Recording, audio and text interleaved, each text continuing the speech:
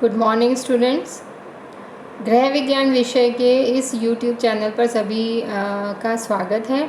और आज हम अध्ययन कर रहे हैं BA second year home science के अंदर चलने वाला विषय हेल्थ साइंस, और बीएचएससी फर्स्ट ईयर में चलने वाला विषय मानव शरीर क्रिया विज्ञान ह्यूमन फिजियोलॉजी।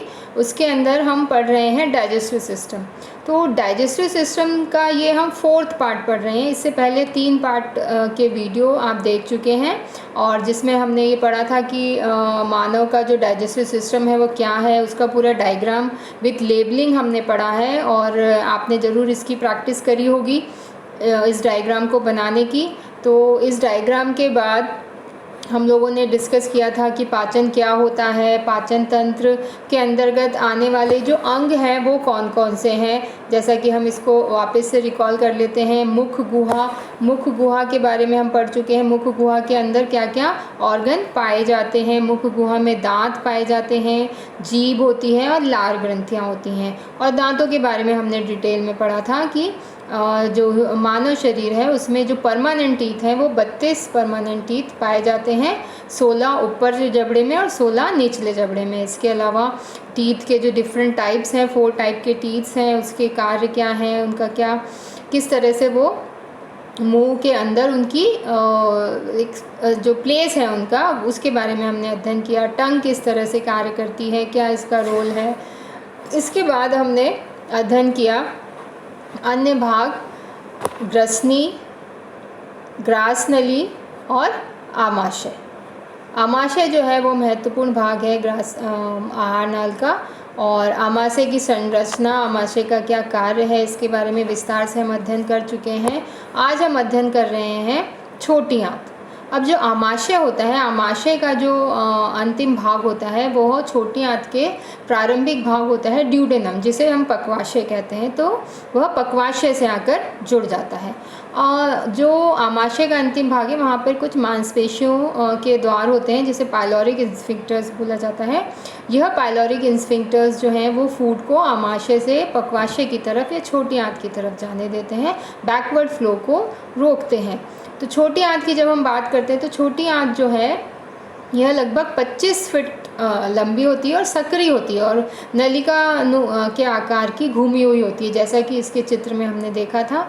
और इस छोटी आंत को पुनः 3 भागों में विभाजित किया गया है, ड्यूडेनम, पक्वाशय, जेजुनम और इलियम।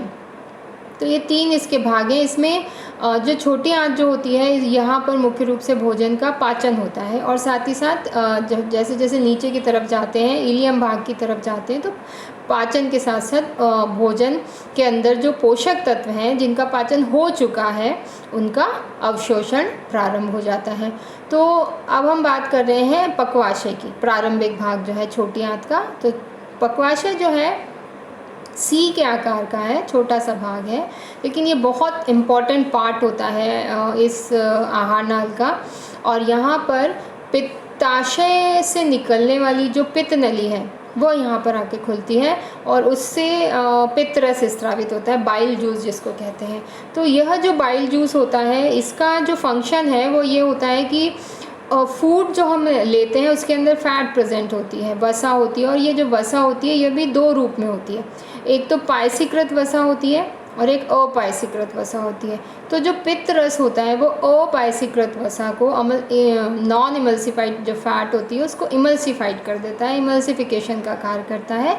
और यह करना इसलिए ज़रूरी होता है कि ड्यूडेनम में और आगे जेजुनम में जो लिपिड्स को या फैट को के जल अपघटन के लिए जो एंजाइम प्रेजेंट होता है, लाइपेज, वो जो होता है वो केवल पायसीकृत वसा पर ही अपना कार्य कर सकता है, अपायसीकृत वसा पर कार्य नहीं कर सकता।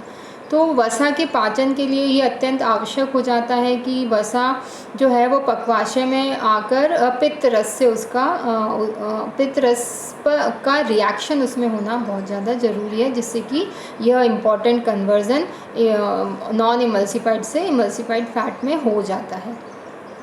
इसके अलावा जो पक्वाशय है, पक्वाशय में जो आग्नाशय ग्रंथि है, पैनक्रियाटिक ग्लैंड जो है, उस पैनक्रियाटिक ग्लैंड से पैनक्रियाटिक जूसेस निकलते हैं, अब ये जूसेस जो हैं वो पैंक्रियाटिक डक्ट से होते हुए पक्वाशय में आ जाते हैं और पक्वाशय के अंदर आकर यह भोजन में उपस्थित कार्बोहाइड्रेट, प्रोटीन और वसा का पाचन करते हैं। तो यहाँ पर जो एंजाइम्स पाए जाते हैं उसमें लाइपेज, एमाइलेज, ट्रिप्सिन जो होते हैं ये इंपॉर्टेंट एंजाइम्स हैं और ये एंजाइम्स कार्बोहाइड्रेट को तोड़ते हैं, वसा को ब्रेक डाउन करते हैं और प्रोटीन का ब्रेक डाउन करते हैं। इस तरह से ये अपनी सरलता अवस्था में कन्वर्ट हो जाते हैं। इसके पश्चात इसका ड्यूडेनम के बाद जेजुनम और जेजुनम के बाद इलियम। तो इन पार्ट में पाचन और अवशोषण का मुख्य कार्य होता है। इसके बाद हम पढ़ते हैं बड़ी आंत। तो जो बड़ी आंत होती है यह भी लंबी है और 4 से 6 सेंटीमीटर तक का इसका व्यास होता है। और बड़ी आंत जो होती है वो इलियम वाला जो इसका भाग है वह सीकम में खुलता है। तो इसके 3 भाग हैं, सीकम, कोलन और रेक्टम। इसे पुनः 3 भागों में बांटा गया है बड़ी आंत को और यह भी बहुत घुमावदार होती है। प्रारंभिक भाग सीकम है, अंतिम भाग मलाशय है और मलाशय का जो अंतिम भाग होता है वहाँ पे गुदा द्वार होता है। तो यह जो बड़ी आंत होती है, इस बड़ी आंत में ज़्यादातर जो पोषक तत्व हैं उनका अवशोषण का कार्य, जल के अवशोषण का कार्य यहाँ पर किया जाता है। और बड़ी आंत के अंदर जो जल के और पोषक तत्वों के अवशोषण के पश्चात, या हम यूँ कहें कि भोजन का जो पाचन हो चुका है, पाचन के बाद जो अपशिष्ट भोज्य पदार्थ है वो यहाँ पर एकत्रित रहता है। और उस अवशिष्ट पदार्थ में फर्मेंटेशन की जो एक प्रोसेस है, खमीरीकरण की जो एक प्रक्रिया है वो बड़ी आंत में होती है और उसकी वजह से कुछ गैस फॉर्मेशन होता है, जैसे कार्बन डाइऑक्साइड, मीथेन जैसी गैसेस प्रोड्यूस होती हैं। तो ये गैस भी जब गुदा द्वार द्वारा जब मल का त्याग किया जाता है तो ये गैसेस वहाँ से पास आउट हो जाते हैं। तो इस प्रकार से यह जो बड़ी आंत है इसका जो प्रारंभिक भाग है वह सीकम, इलियम से जुड़ा हुआ रहता है और अंत में यह मलाशय, गुदा द्वार से जुड़ा रहता है और अपशिष्ट भोज्य पदार्थ समय समय पर गुदा द्वार द्वारा बाहर निष्कासित कर दिया जाता है। तो इस प्रकार हमने अध्ययन किया कि पूरी जो आहार नाल है मुंह से प्रारंभ होती है, मुंह से भोजन का सेवन किया जाता है और उसके पश्चात गुदा द्वार द्वारा जो अपशिष्ट भोज्य पदार्थ है उसे बाहर निकाल दिया जाता है।